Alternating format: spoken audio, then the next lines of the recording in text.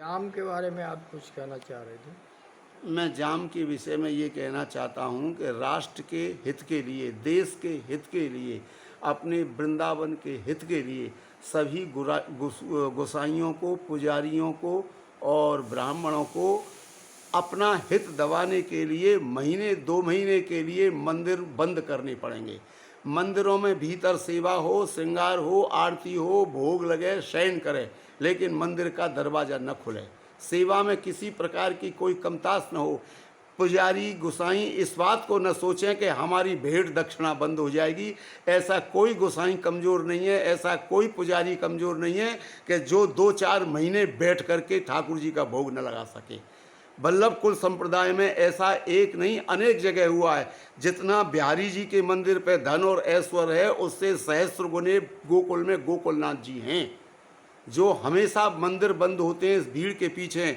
वल्लभ कुल की रीति को निभाने के लिए अपने मंदिरों की सेवा करें, लाड़ लड़ावें, श्रृंगार करें, भोग लगावें, फूल का श्रृंगार बंद करें, लेकिन महीने 2 महीने के लिए मंदिर बंद कर दो। इसकी मालूम पड़ जाएगी कि भक्त कितने आ रहे हैं और गुलछर्रे उड़ाने वाले कितने आ रहे हैं। दर्शन करने वाले कम आ रहे हैं, गुलछर्रे उड़ाने वाले आ रहे हैं। नई नई लड़कियों के हाथ पकड़ पकड़ करके और गेस्ट हाउसों को ये घेर रहे हैं, ये वृंदावन को बर्बाद कर रहे हैं। नहीं, मेरी इस रिकॉर्डिंग को याद कर लेना, इस वृंदावन की वो गति हो जाएगी जो कभी भद्रकाश्रम उत्तराखंड में हुई थी। ढह जाएगा, हजारों लाखों आदमी विलीन हो जाएंगे, क्योंकि यहाँ पर संत कम हैं, पापी ज़्यादा हैं।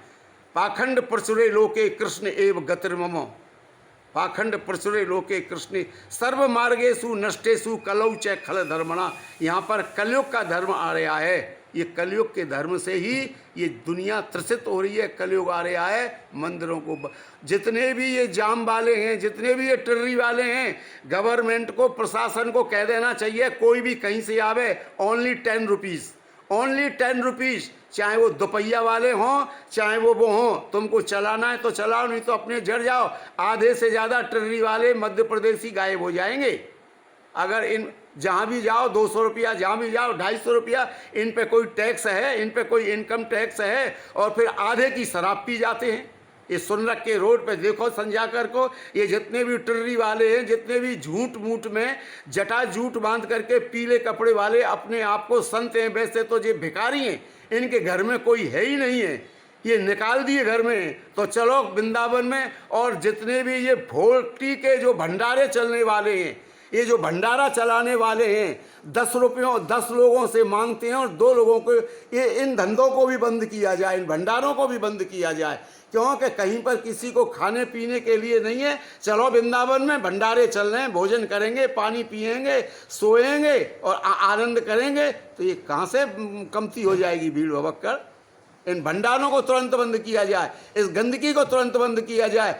ये प्रेमानंद हो, चाहे वो राजेंद्र दास हो, चाहे एक तमाम अबजिया बबजिया लवजिया हो, ये कितने लोगों को, कम से कम 2 लाख व्यक्ति आ रहे हैं वृंदावन में, और उन 2 लाखों का मल मूत्र सीवरों के माध्यम से जमुना जी में जा रहा है। तो ये जमुना जी को कौन सरकार शुद्ध कर देगी?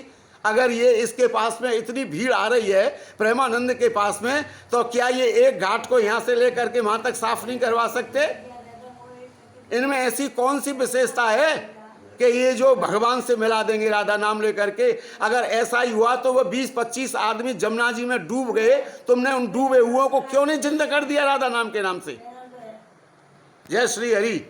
मैं उपमन्यु गोत्रोत्पन्न श्री हरि सुरेश आचार्य वल्लभ कुल संप्रदाय प्रथम पीठाधीश्वर का शिष्य गोविंद स्वामी वंशज जतीपुरा वृंदावन सुरेश आचार्य।